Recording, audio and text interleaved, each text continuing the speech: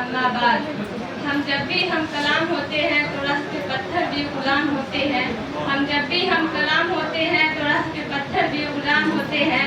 तहजीबे ईमान ने सिखाया है हमें कि कुछ कहने से पहले सलाम करते हैं। जनाब सदर मजलिस, मुअज़्ज़ज़ सामाईन, असातिज़ा और मेरे हमसाथी, अस्सलामु अलैकुम व रहमतुल्लाहि व बरकातहू। वालेकुम अस्सलाम व रहमतुल्लाहि व बरकातहू। मेरा नाम शाजा परवीन है। मैं वैशाली महिला कॉलेज BA सेमेस्टर 4 की तालबा हूँ। आज मेरी तकरीर का मौजू है उर्दू ज़बान और ग्लोबलाइजेशन, बिहार के अदबी मंजरनामों पर आलमी रुझानात का असर। मैं अपने तकरीर को चंद अशआर के साथ पेश करना चाहूँगी।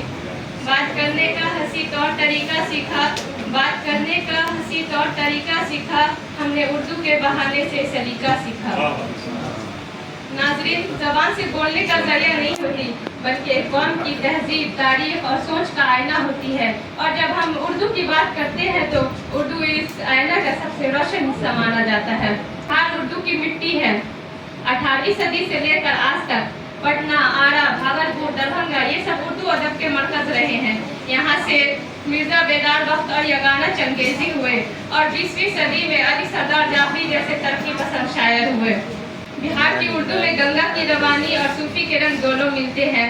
मर्सिया, किस्सा, अफसाना और तनकीद, इन सब में बिहार ने अपना बड़ा हिस्सा डाला है। अब बात करते हैं ग्लोबलाइजेशन की। ग्लोबलाइजेशन क्या है?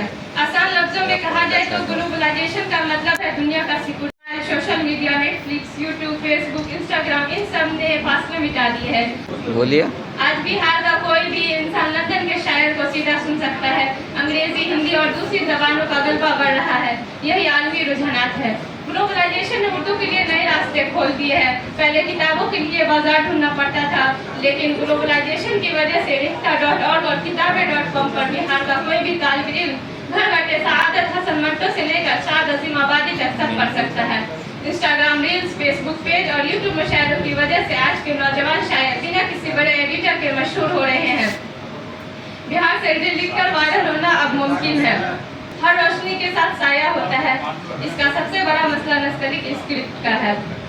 आज के मोबाइल के कीबोर्ड में रोमन उर्दू लिखना आसान है, जिसके वजह से आज के नए तलबा उर्दू पढ़ तो लेते हैं लेकिन लिख नहीं पाते हैं। स्क्रिप्ट कमजोर होगी तो अदब का जिस्म भी कमजोर हो जाएगा। कोचिंग और करियर के लिए अंग्रेजी और हिंदी को पहली तरजीह दी जाती है, जिसकी वजह से बिहार के घरों में बच्चों को उर्दू से दूर किया जा रहा है।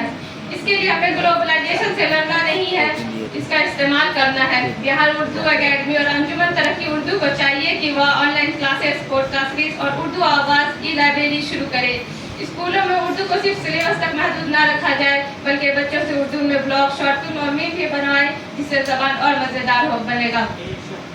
पटना बुक फेयर और उर्दू मुशायरा को लाइव स्ट्रीम करें, ताकि दुबई में बैठा एक शख्स भी अपने बिहार की उर्दू मिट्टी में शामिल हो सके।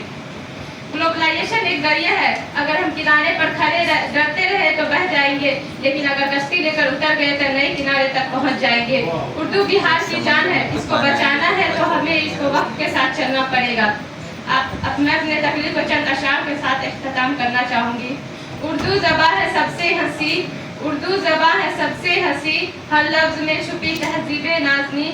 गालिब ने सजाया इकबाल ने सवारा, गालिब ने सजाया इकबाल ने सवारा, हर मिसरा है इसका गुलशन का सितारा।